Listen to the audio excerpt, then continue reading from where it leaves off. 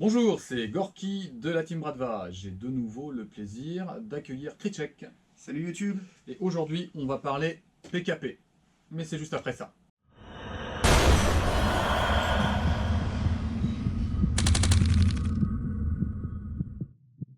Alors, la PKP Pechneg, on a deux belles répliques sur la table. La Raptor que nous a prêté Samael, un des membres de la team Bradva. Merci Samael, c'est très sympa. Il a investi récemment sur une réplique de deuxième main qui a été déjà customisée et upgradée par un shop. On en parlera tout à l'heure. Et puis un grand remerciement pour Airsoft Entrepôt qui a accepté de me prêter la LCT. Ça faisait 6 mois que je voulais faire la revue de cette magnifique réplique et on va en parler juste après. Alors on va vous faire un petit tour des externes, on va ensuite faire un test de chronie, un passage sur le pas de tir, puis on reviendra sur une petite conclusion.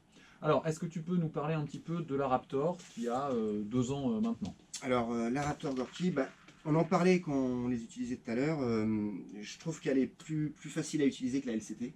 Oui. De par un poids plus contenu. Donc 7 kg pour celle-là, 10 pour celle-ci. Voilà. Et 8 pour la vraie. Voilà, qu'on fasse 8 kg 2 à peu près pour la vraie, que vous fassiez un petit peu les ratios.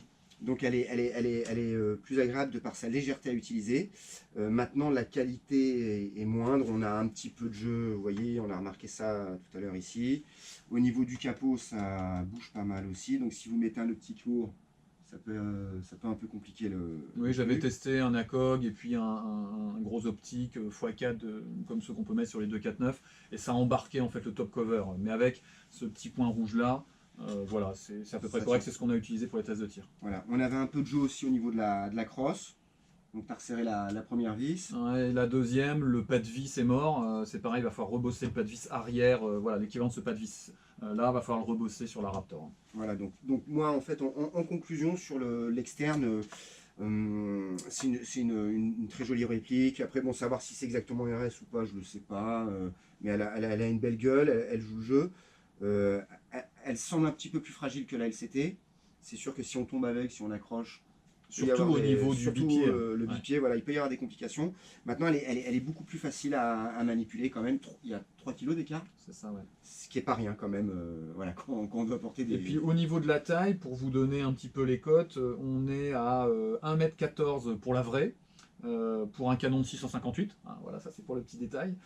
Pour la Raptor, on est sur 1,12 m et on a un canon de 530 en 6,04. Et sur la LCT, donc je vous ai dit un 10 kg, mais on est sur 1,16 m, donc elle est plus grande, nettement plus grande que la vraie et que la Raptor. Et on est sur un canon de 565 par contre, et en 6,02. Voilà, donc ils ont peut-être rajouté ou travaillé un peu sur les cotes pour avoir un canon plus long, ou peut-être, comme on est à l'intérieur sur la pneumatique et la mécanique de la M60 de chez LCT, peut-être que voilà, ils avaient besoin de repositionner l'équivalent à l'intérieur et qu'ils ont travaillé un petit peu sur l'externe. Là, on est sur la mécanique et la pneumatique de la 249 de chez ANK. Et d'ailleurs, on a le même bipied devant avec la même fragilité de bipied là-bas.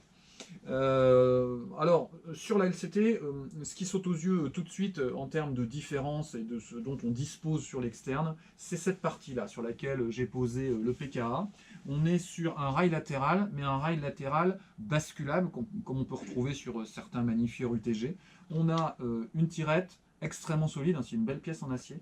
On bascule l'optique, ça se reverrouille, et là on peut accéder au top cover, et on n'a pas besoin de démonter l'optique pour ouvrir le top cover comme c'est souvent le cas. Voilà. Et là on voit apparaître effectivement la gearbox de type M60. Voilà. Alors la fermeture, à chaque fois qu'on est dans des actions de fermeture, on voit que rien ne bouge. Hein. Au niveau des charnières, on est au-dessus de ce qu'on peut faire au niveau de la Raptor. La Raptor, vous voyez, il y a un mouvement latéral qui passe le centimètre. Là, sur la LCT, c'est 0. Hein. Quand effectivement on est sur des pièces de rétention ou des ressorts, le clips arrière, on sent, alors bon, il a 2 ans, mais on sent tout de suite que c'est pas la même solidité. Et ensuite, il reste quelques millimètres pour que ce soit complètement appuyé et que ça évite d'avoir un mouvement latéral. Et même complètement appuyé, vous voyez, il y a un petit mouvement latéral. Là, on rabat on a un bouton poussoir en rétention avec un ressort balèze, et une fois que c'est fermé, il n'y a plus rien qui bouge, quoi. Il n'y a plus rien qui bouge. Ensuite, il n'y a plus qu'à tirer, hop, on rabat, je peux vous dire qu'il y a un beau ressort, on rabat, et hop, là, c'est de nouveau fixé. Sur l'ensemble de la réplique, on ne va pas vous les passer à l'aimant les deux, on est sur du full acier. Il y a peut-être des petits détails qui sont en alliage sur la Raptor, mais sur la LCT, c'est vraiment full acier de chez Full Acier. Oui, tu as montré qu'il y avait un petit mouvement au niveau du cache-flamme devant. Ouais. C'est un mouvement qui n'est pas que dû au fait qu'on a un pivot normal au niveau du bipied. Il y a un jeu dans les goupilles. Hein. Il va falloir retravailler les goupilles sur celle-ci. Comme ici. Globalement, il y a beaucoup de choses qui ont bougé en 2 ans. Il va falloir restabiliser le corps de cette réplique. Alors, au niveau des drums, on est plutôt content. Moi, j'aime pas trop les drums électriques. Moi aussi. Voilà. C'est toujours ça va pas bien fider, il y a des problèmes de fil, de contact, ça remonte pas comme il faut, ça se bloque, ça se coince. Bon, là, de ce point de vue-là... aucun souci. Non, on n'a pas eu de problème de...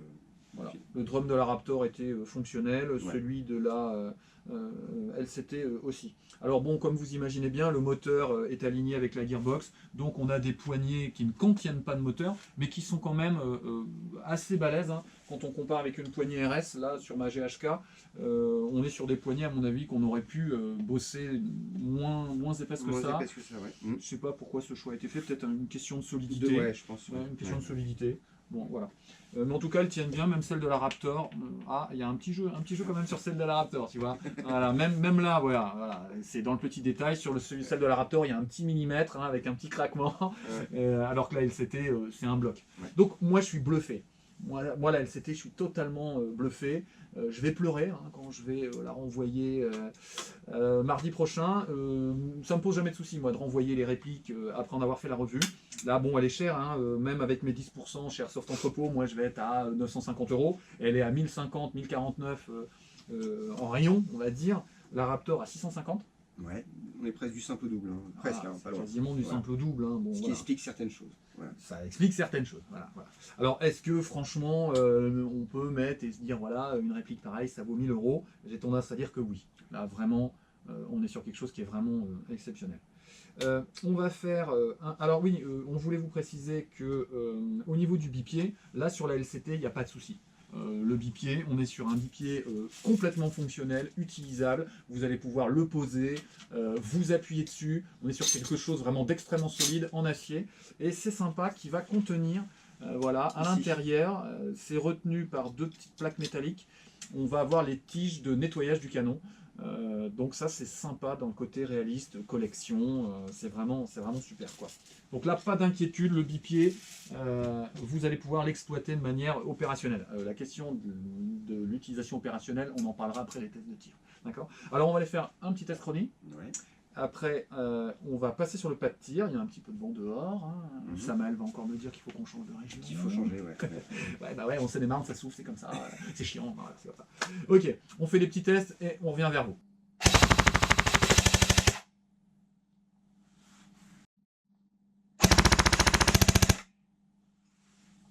On est parti pour le test de tir de la PKP LCT.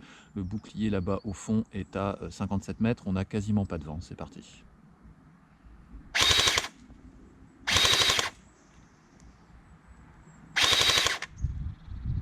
Voilà, touché, un petit peu plus haut.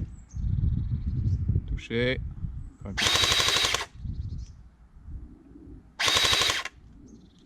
Touché. On passe maintenant au test de tir de la PKP Raptor prêtée par Samael. Elle a été préparée par un shop. Celle-ci, elle est censée être full upgrade, mais elle a déjà 2 saisons dans la caisse. On va voir ce que ça donne aujourd'hui. La cible là-bas est à 57-58 mètres, comme pour la LCT.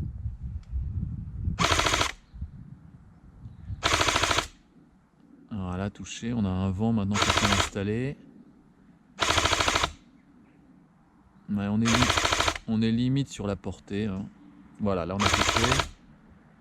Le groupement, voilà, on a encore touché. Le groupement est un peu mieux qu'avec la LCT. Voilà, touché.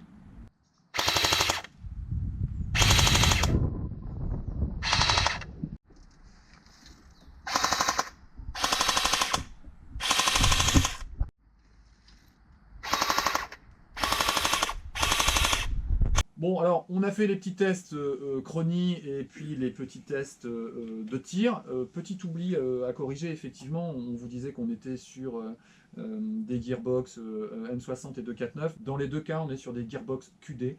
C'est très important. Moi, je ne comprends pas qu'on puisse encore monter des gearbox qui ne soient pas QD. Même sur le chip maintenant, sur APS, on est capable de nous en monter.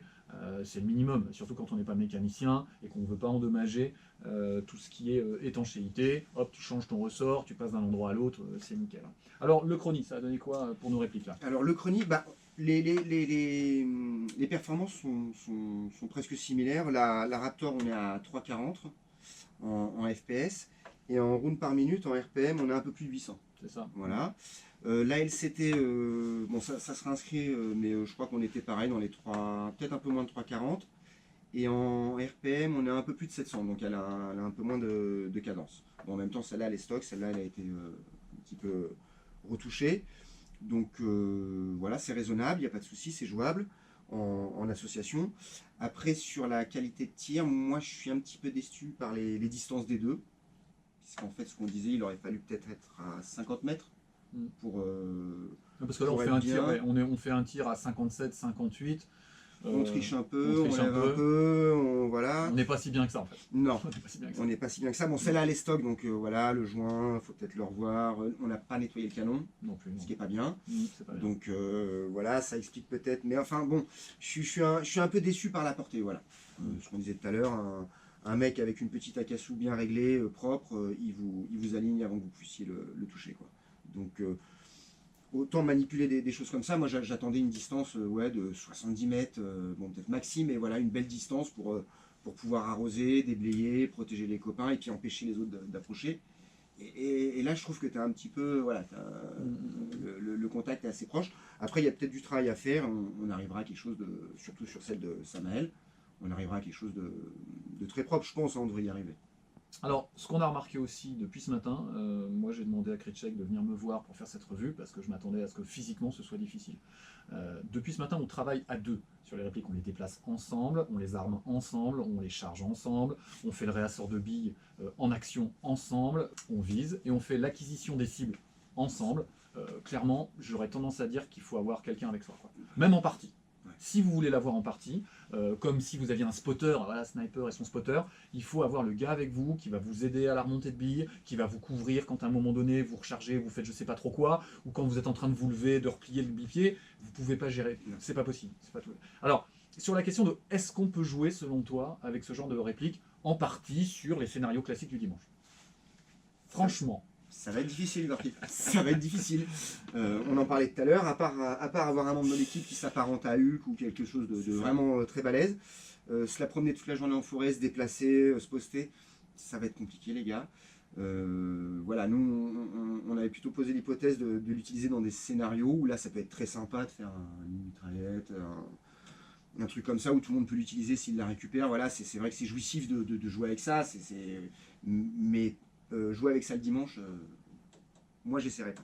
Non, mais moi non plus. Bon, après, c'est pas pour dire aux gunners, on peut pas jouer gunner, mais c'est vrai qu'on en voit peu en fait. Hein. On a un joueur sur 10 ou un joueur sur 20 qui joue gunner, c'est pas par hasard. Hein, voilà.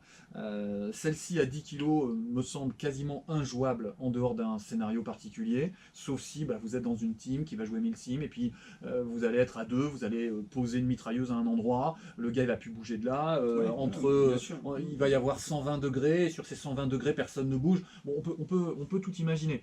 Mais tu fais pas tes parties en freelance tout seul à courir partout, c'est pas raisonnable. Ou bien il faut être à deux, vraiment dans une association où on rôde un fonctionnement à deux, là oui d'accord. Voilà, on a fait à peu près le tour de ces deux belles répliques. Clairement, celle-ci, si je pouvais l'avoir sur mon mur, qu'il faudrait que je renforce, j'en ferais plutôt un objet de collection. Un fantastique objet de collection ou quelque chose qu'une association, puisque maintenant on s'est déclaré en association, on va essayer d'organiser nos parties. Une réplique qu'une association peut positionner dans un scénario ou une OP éventuellement, et puis on va avoir un nid de mitrailleuse à un endroit particulier qu'on va aller attaquer à la grenade avec des règles particulières. Voilà, peut-être. Mais si on devait faire ça, on le ferait avec la Raptor, parce que là, c'est 1000 € quoi, et qu'on arrive sur des prix excessifs. Bon, on arrive à la fin de cette revue. Ouais. Merci d'avoir fait de la route pour venir avec moi. Je sais pas comment j'aurais fait sans toi là. Bah, c'était un plaisir déjà pour voir ces deux belles bêtes. Ça aurait été compliqué. Si ça vous a plu, comme d'habitude, vous likez. Ça vous a pas plu, vous dislikez. J'aime beaucoup quand vous lâchez des abonnements. Notre communauté est en train de s'étoffer. On a passé les 510 abonnés. C'est vraiment grâce à vous que ma motivation se maintient parce que c'est pas mal de travail. Vos commentaires sont vraiment excellents. On est dans la bienveillance, le conseil, je l'ai déjà dit 50 fois, je suis pas là pour donner des conseils ou faire des remarques aux gens, on est là pour échanger les uns avec les autres, se donner des trucs et astuces, et vraiment l'esprit des commentaires est vraiment dans ce sens-là, et j'apprécie beaucoup les gars, c'est vraiment sympa. Voilà, je vais te laisser regagner ton chez toi. Voilà, tout à fait, un petit peu de route, un petit peu de route, ouais. Et puis on va vous laisser, et à la prochaine fois. Allez, au revoir. Ciao YouTube.